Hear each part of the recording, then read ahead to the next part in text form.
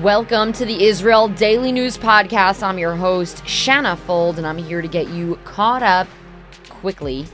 The Holy Land is in truly unprecedented times. I've got some top stories for you today from Israel, and guess what? You're listening, so you're already on top of your game. Survive and thrive, people. Knowledge is the best weapon. Today is Sunday, June 15th, 2025 in the Gregorian calendar, and the 20th of Sivan in the Hebrew calendar. Now, let's get to the news.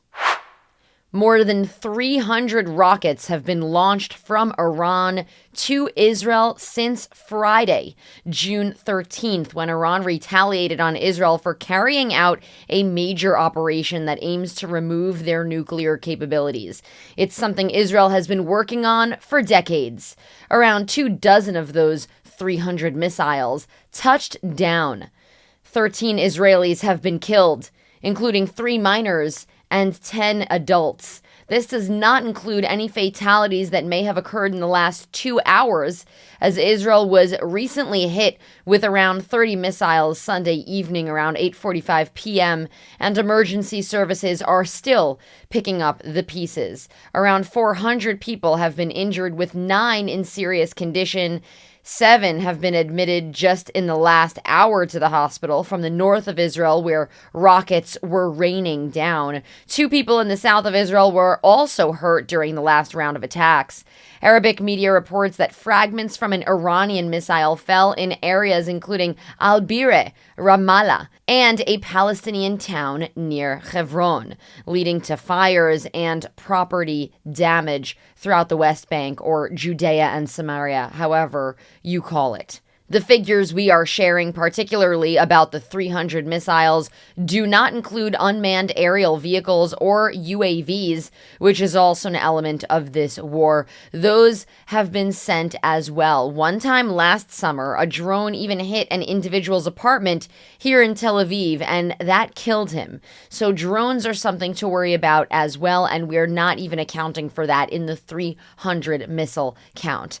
An Iranian missile strike destroyed part of Bat Yam overnight Saturday, killing at least 7 people, wounding nearly 200, and leaving 3 still missing under the rubble as rescue crews dig through the debris. The Israel Daily News went on scene today to understand the damage. We spoke with people who said the elderly had a particularly tough time getting to safe rooms, and some think it's a miracle they survived since they did not make it into the protected space, which Israelis around the country run for during these times. Let me explain. Here in Israel, there are loads of bomb shelters all around the country, public ones, private ones, under apartment buildings.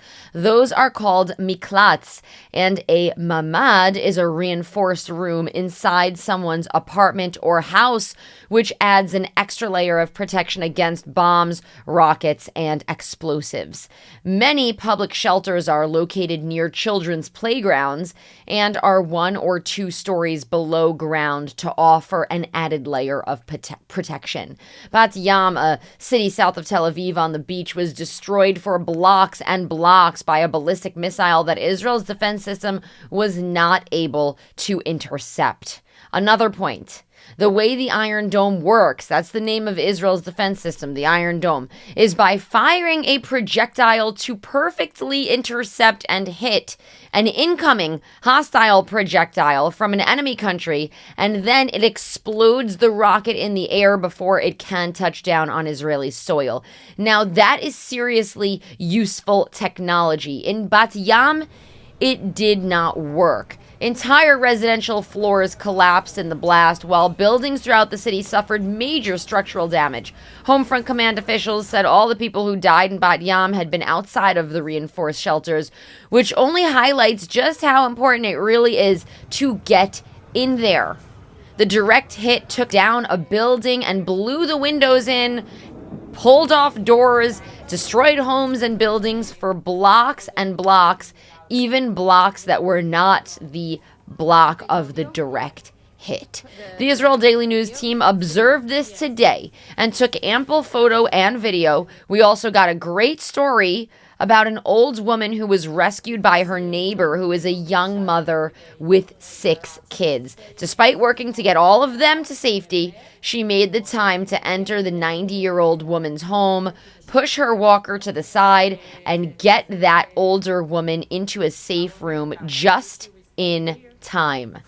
We will have that report out tomorrow with video to match. So keep it here at the Israel Daily News for the overview, as well as an important insider story from the site of the destruction. And keep an eye on our social media channels to see that video and photo element. Prime Minister Netanyahu and other Israeli leaders toured the scene Sunday, vowing severe retaliation against Iran and urging citizens to follow safety directives. Despite the devastation, local rescue operations keep on, and families await news of their loved ones. These shattered communities are only just beginning the path to recovery. And let me tell you, from what I saw today, it starts with family members and friends picking up a broom and a dustpan to sweep and clean what's left of their homes. It's not like a team from Israel comes in and fixes you up. You've got to get to work on your own property when a rocket comes raining down. I know this not only because we watched people do that today, but because I personally have gone over to a friend's home and helped her clean up after a rocket attack that happened on the evening of October 7th, 2023. When these things happen, it's up to you. Last night, as I wrote the newsletter, I was waiting for sirens to ring out. I stayed near the bomb shelter. Between the time that I began writing and the time that I sent it out, 4 people were killed by rockets in the north in an Arab Israeli city called Tamra in the Lower Galilee in northern Israel. Many were trapped under rubble in that location. This whole escalation began on Thursday night when Israel launched a huge attack on Iran, seizing what officials said was a long-awaited moment to strike Iran's nuclear facilities and try to disable their weapons production and nuclear-related sites. Israel has pulled together intelligence for a long time to prove that Iran has been working on creating atomic weapons, and in public addresses, the Islamic regime in Iran has stated they plan to wipe Israel off the face of the map. They say that with their words in front of audiences all throughout Iran. Well, Israel is trying to prevent that. And Thursday night, they hit those facilities hard. The operation included an inside job as well. When the attack on Iran happened, Israelis across the country were woken up by Israeli sirens here that rang out and got all of us out of bed. It was 3 a.m. At this time, there was no Iranian threat on our air yet, but the Israeli officials wanted us to be alerted that there could be, because the first move had been made by Israel at this point. However, keep in mind that Iran has attacked Israel 2 times already in the past, but their rockets did not make it through. They were all intercepted. Israel wanted all Israelis in this country, all residents everywhere, to know that something significant had begun. And that's when they sounded off the alarm Thursday night going into Friday. Then, Friday night, the Iranians hit central Israel around 10 p.m. at a magnitude Israel has never experienced before. Iran has begun launching ballistic missiles at Israel, and it started on Friday, and it continues until right now. Ballistic missiles are rockets that fly high into the sky and then fall back down to hit a target or just to hit something. It carries dangerous explosive materials inside that burst during the hit.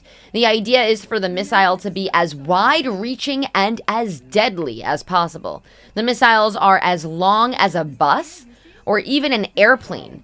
There have been attacks every day since Friday, but mostly during the night. The first one hit the Tel Aviv area with a rocket actually touching down. I heard that. loud and clear from the safe room I was sitting in on Friday evening. I recorded myself, and if you review our social media page, you can hear those whipping sounds for yourself. The noises were shockingly loud, and we came to quickly understand that the reason for that was because the missile had made a hit nearby. First, we heard intense wind whipping as if planes were flying past the building we were sheltering in. Then everyone in the safe room, heard very loud booms and the building shook. Those of us in the safe rooms thought a rocket had touched down because it was so loud, and we were right. Tel Aviv got structural damage to buildings, had fires, and rocket impacts near the Kiryat military headquarters. One high-rise building sustained a direct hit. Ramat Gan, a city more inland but close to Tel Aviv, was impacted, and at least 9 buildings were damaged there. A woman named Eti Cohen Engel died in Ramat Gan from injuries she got in a strike. Rishon LeZion, a city southeast of Tel Aviv, received a direct missile strike which killed 3 people and caused massive destruction to an event hall and a nearby private home. There were reports of trapped civilians, gas leaks, and active fires. A 3-month-old baby was successfully rescued from the rubble in this location. 2 civilians were killed, including a woman in her 60s and a 45-year-old man. 174 were reported wounded between Friday and Saturday alone, according to Israeli health authorities. That number does not include the latest round Sunday night, which has not been accounted for entirely just yet. Many are getting hurt by falling shrapnel, which can fall even when a rocket is intercepted by Israel's Iron Dome. So make sure to remain in the safe room and don't go outside until the Home Front Command sends an alert that we are all clear, which I have to say, they are sending as soon as they can. I usually find myself in the safe room for 35 to 40 minutes, and I have to say that for the breadth of these missiles that are coming in, that is not a bad amount of time, even if it is at 3 o'clock, at 3:30, at 5 o'clock in the morning. We are getting a notification that we should stay next to a protected space, and that probably means that we are going to be getting a rocket alert pretty soon. I'm going to continue recording until I must pause. 3 foreign diplomats in Tel Aviv, including the Croatian consul and his wife, were injured but remain in stable condition. 2 MDA medics sustained light injuries when their ambulance was hit by shrapnel. 5 people in Judea and Samaria, or the West Bank, however you call it, were also injured by rocket shrapnel. Northern Israel got wildfires from falling debris and shrapnel damage to residential homes. Suspected drone infiltration triggered sirens in Kiryat Shmona and surrounding towns. Southern Israel saw alerts near Ben Gurion Airport, Beersheva, the Arava region, and Dead Sea area due to intercepted drones. Near Jerusalem, an Iranian missile directly hit a Palestinian village, completely destroying a home by fire. Now, here's a big question that I am sure you have. What did Israel do in Iran? Strikes on military bases in Hamadan and repeated strikes on Tabriz, destruction of dozens of aerial defense systems, targeting of UAVs and surface-to-surface missile launchers. Operations at 3 international airports, including Tehran, Hamdan, and Tabriz. Strikes on 3 nuclear facilities, the Natanz, Isfahan, and Fordow, with significant damage reported at the Natanz and Isfahan. Israel also killed a heck of a lot of Iranian heads. This includes Iran's intelligence chief, Mohammad Kazemi, and his deputy. According to 2 Gulf sources who spoke with Reuters, Israeli operations have resulted in the deaths of at least 14 Iranian nuclear scientists, with some targeted via car bombings. Car bombings is a tactic Israel uses to be able to specifically kill an individual without hurting those around him. It is something I have researched when working on TV shows and films. Israel removed the chief of staff of the Iranian army, the commander of the Air Force, the commander of the Islamic Revolutionary Guard Corps, and also known as the IRGC, the commander of the Emergency Command, commander of the Iranian Ground Forces, commander of the IRGC Navy, commander of the Quds Force, which manages Iran's external military operations. This is the individual who took over after Israel killed Qasem Soleimani, by the way, as well as the commander of the Army Air Force. And that list does not include the nuclear scientists that were killed by Israel.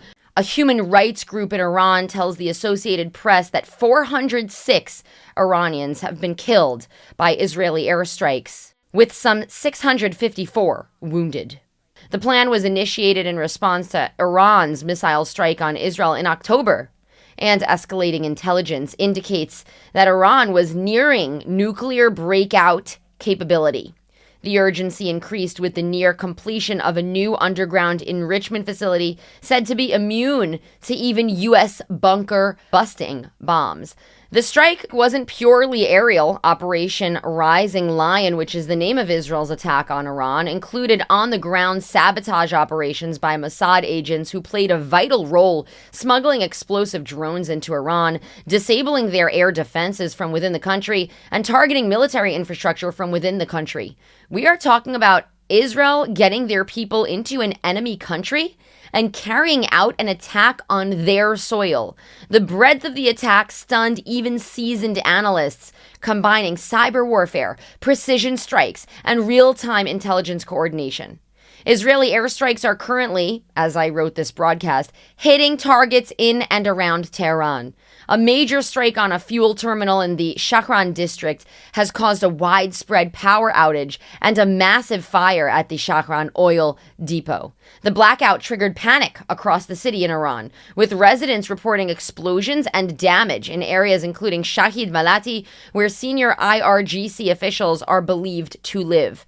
Iranian state media confirmed the strikes. Saturday night's air assault on Tehran is the most extensive since the start of the war. Within less than an hour, dozens of Israeli fighter jets struck multiple high-value targets across the Iranian capital. Confirmed targets include Iran's Ministry of Defense, the nuclear program's command headquarters, nuclear research laboratories, and key oil infrastructure. A major fuel terminal was also hit, triggering widespread fires and a power outage across parts of the city. Again, the reason for this attack is because Israel has ample evidence that Iran is working to create a nuclear bomb and would like to use it and other weapons to wipe Israel off the face of the map. And their officials have publicly stated this time and again.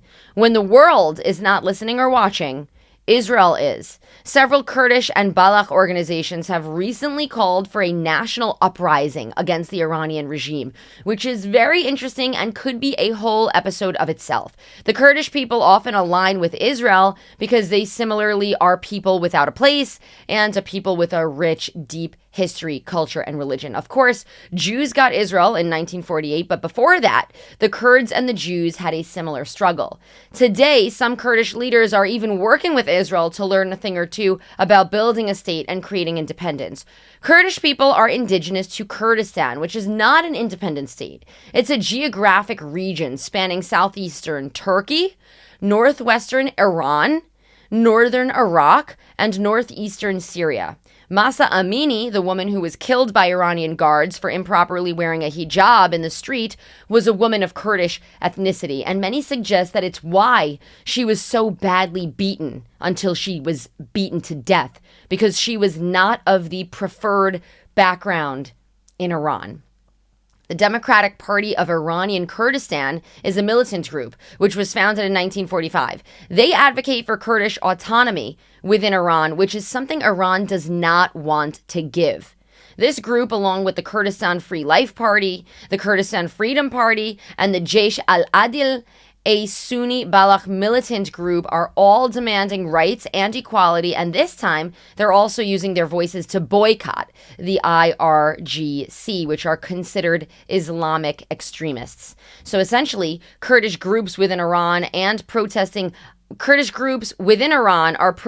against Iran right now. These groups have all recently called for a coordinated uprising to challenge the Iranian regime. I want to thank all of you for your interest in Israeli affairs, Israeli politics, our world politics. I also want to thank all of you who personally finance and fund the Israel Daily News podcast with monthly contributions. You can support us with contributions by going over to our website, israeldailynews.org, and clicking on donate. The Patreon link is over there, and you can send us a monthly donation using that link. There's also options for a one-time donation. Our organization is operational thanks to listeners and supporters like you. Thank you to Marianne Vollinger for her monthly support and her support during this intense war. In response for your contributions, I'll send over a handwritten thank you note to show my appreciation. Follow us on social media at israeldaily.news. We're on X, YouTube, TikTok, and on Instagram. Our page is hitting 16,000 followers. You can also follow my personal page at Shanna Fold. My name has 2 N's in it, and I'm very sensitive about that. On the social media, you can see lots of on-the-ground footage, and you can follow us on our day-to-day. Let me tell you more about the covert ground operation. Mossad agents inserted themselves into Iran months or even years in advance of this attack. They smuggled in precision-guided weapons, explosive drones, and strike systems. They built a hidden drone launch base near Tehran inside Iran. The Mossad set up a drone hub disguised as civilian infrastructure. They deployed commandos to sabotage key defense systems and used their teams on the ground to disable major air defense radars and surface-to-air missile systems just before the Iranian airstrikes would begin. There was a remote drone strike on Iran from inside Iran as well. Explosive drones launched internally targeted missile launchers and air defense sites to clear the path for Israeli jets. Coordinated airstrikes then followed. Once Iranian air defenses were crippled, around 200 Israeli aircraft carried out synchronized strikes on nuclear and military targets across Iran. This is groundbreaking. It combined human intelligence, on-site sabotage, and air power in one tightly synchronized operation, and it happened under the noses of major Iranian officials. And most recently, a major strike on a fuel terminal in the Shahran district caused a widespread power outage and a massive fire at the oil depot. Defense Minister Israel Katz issued a stark warning that Tehran will burn if Iran continues targeting Israeli civilians, because Israel has been trying to say that they only hit military targets and that Iran fires indiscriminately. However, we do have proof that even when Israel hits a military target, its neighboring buildings also get hit, even if they have or could have civilians inside. So that is something to keep in mind. However, it's certainly very, very targeted. The IDF Home Front Command is doing an excellent job in giving the public notice and alerts through their application. They continue to keep schools closed, public gatherings are banned, and only essential workplaces are permitted to operate. I noticed a lot of cafes closed today. Officials confirmed these guidelines will be reassessed Sunday night, with updates made based on the evolving security situation. There is a War Cabinet meeting in at 10 p.m. Sunday evening. At this point, the Home Front Command is sending out app-based notifications up to 15 minutes before potential strikes, so to get people extra time to get into their safe room. Keep in mind that it's not always 15 minutes. Tonight, I was traveling back to Tel Aviv from Bat Yam after covering the destruction, and I had to pull over and run into a public shelter near a playground. That warning was certainly not 15 minutes, more like 5. The final warning is the traditional siren, which, when it rings out, gives you 90 seconds to get to your location before the anticipated impact. Civilians are instructed to remain in shelters until official updates declare it safe to exit. Sometimes people leave early. That's not good. And what about the regional impact?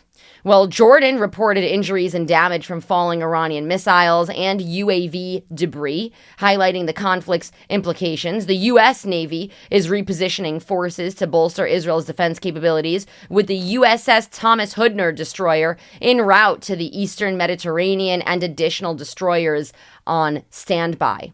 El Al flights to and from many cities are canceled until Monday, June 23rd, 2025, and all El Al and Sundor flights scheduled for departure until June 30th, 2025 are closed to new bookings until the security situation clarifies and clears, and they're prioritizing assistance to Israelis whose return flights have been canceled. The airline will operate dedicated flights when security and aviation approvals are received. Registration for dedicated flights will be conducted through the El Al website only, with the registration process not yet launched. With Israeli airspace shut due to ongoing conflict with Iran, authorities have warned tens of thousands of stranded citizens not to attempt to return via Larnaca, Athens, or land crossings from Egypt and Jordan. El Al canceled all flights until at least June 17th and is working on a rescue plan, but officials say it could take weeks to bring everyone home. The Israel Airport Authority emphasized that even when flights resume, they will be limited and delayed due to security concerns. An estimated 50,000 to 100,000 Israelis are stranded abroad. A police officer who was present at the Bat Yam missile impact site shared practical advice to help residents better prepare for emergencies. The key message? Take all safety instructions seriously. Using designated protected areas during attacks can be life-saving. Be prepared for the possibility that you may need to remain outside your home for a prolonged period, potentially without access to return. For this reason, always come to your shelter with shoes on or are ready to put on immediately. Many people caught in the recent strike were barefoot, which complicated evacuation from damaged apartments.